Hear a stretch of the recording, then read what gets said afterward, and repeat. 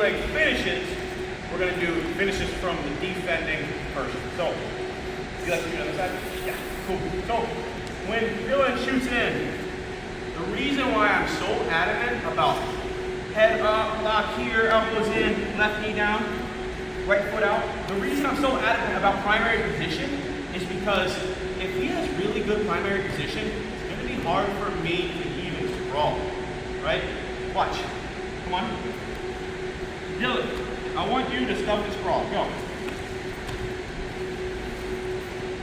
Now, I'm older, heavier, but still, position is everything.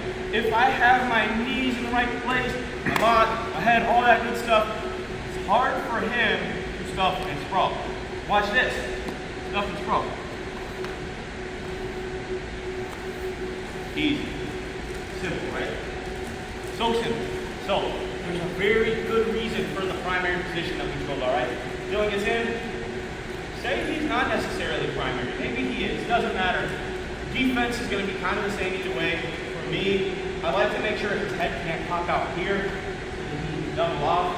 My first move whenever guys get in a single is usually taking my elbow, same side that he's on, bringing it to my ribs.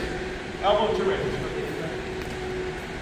Elbow to ribs. Elbow to ribs. Elbow to ribs. And then I'm taking this inside forearm. I'm stuffing his head. Stuffing his head. Stuffing head.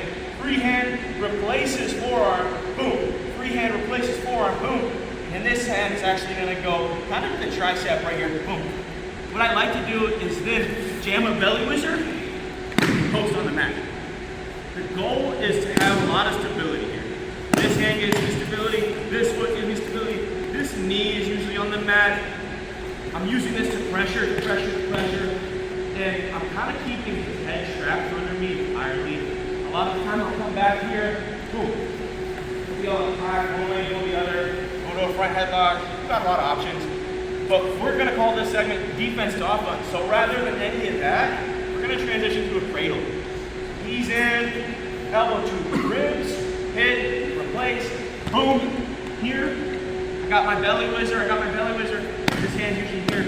But rather than going backwards, say partner holds on here, which I want for this, I'm actually gonna take my left knee, put it right here, and my right knee is gonna slide forward to keep his head stuck between my legs. Boom, just like this. I lock my hands up. I lock my hands up, kind of in the crotch here. Boom. See how I locked my hands up? They're right behind his knee. I locked them. I have both knees down. That's just for a split second. Very split second. Once I lock it, I'm immediately taking this foot up and I'm driving towards my other knee, which has his head trapped. The goal is for my other knee to pinch his head in place so it can't pop out. Boom. I want to try, put him on his hip here. See how I put Coach Dylan on his hip? Now, I want to rotate my left elbow down, and that's going to shift my lock. Let's spin this way. I'm going to rotate my left elbow down. What that does is shift my lock out just a little bit. You see that? That's important for this next step. Rotate that left elbow down, shift the lock. I'm going to take my left knee to the mat here. My right hand lets go of the left, and it's going to go on the other side of his arm. Reach through. Lock the hands up. What do I have? Cradle. Right. From here, I want to make sure I do it right. And actually, I like to lower my level here. I like to try and really put a lot of emphasis on towards his head here. I want to try and circle this way and head post. What I like to do oftentimes is go to my hip for a second because that helps get both his shoulders to the mat.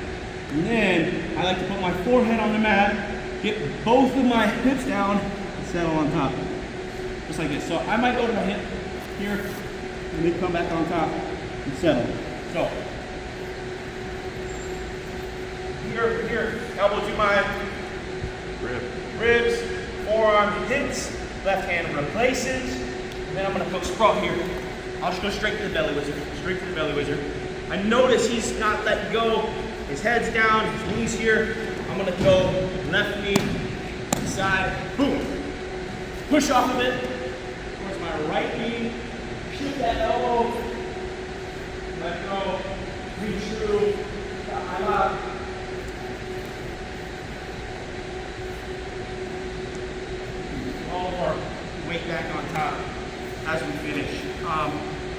he's really making it difficult to turn him here, you're struggling to turn him, one thing that helps me is really taking my lock all the way up towards his head here. If he's really making it difficult to turn, just shifting that lock towards the head, like this, and then that'll help you drive from the head. Before we want to get our hips on top, we kind of press. Any questions about this? Yes, sir. Can you go again? Do it what? Can you go again? Oh, you mean like hook the foot? Let me see.